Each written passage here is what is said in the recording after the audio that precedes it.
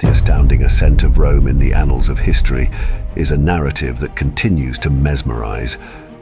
Hindsight often portrays Rome's rise as a preordained destiny, an inevitable force in the making.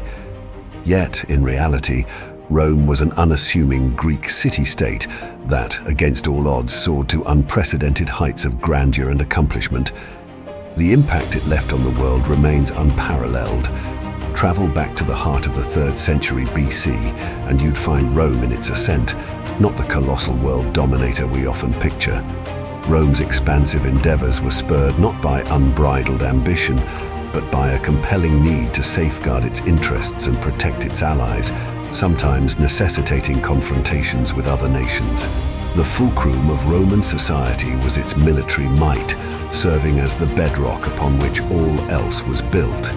What sets Rome apart is its relentless conquest. When Rome triumphed over its adversaries, it didn't merely conquer and depart. It settled in, establishing intricate systems of governance that mixed inclusion with suppression. The result was an intricate web of control that allowed Rome to maintain its supremacy.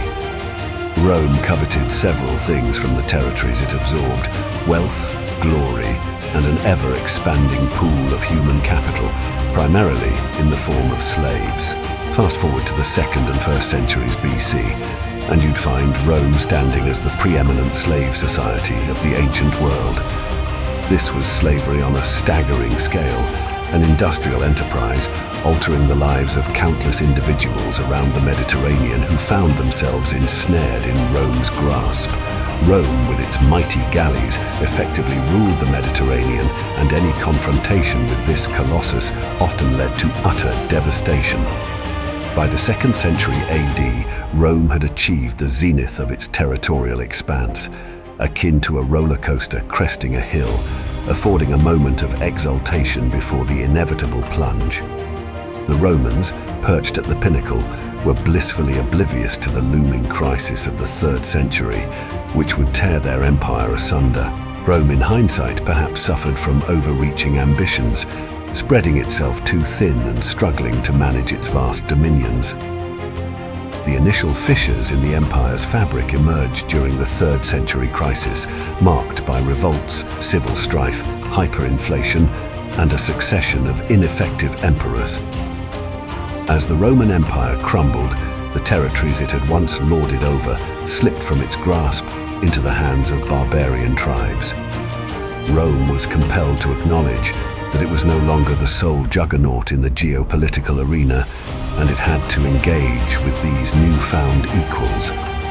Paradoxically, Rome's own extraordinary success became its undoing. It transformed into a coveted prize, a magnet for power struggles and political intrigues that ultimately contributed to its downfall. The monumental endeavor of forging an imperial dominion in the Mediterranean extracted a colossal toll on Roman society. The costs, both tangible and intangible, were staggering.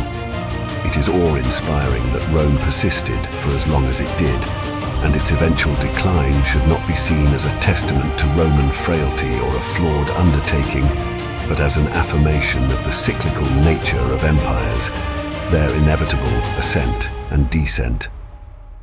Subsequent strategists and tacticians have endlessly endeavored to emulate the tactical brilliance of the barbarians who brought about Rome's downfall.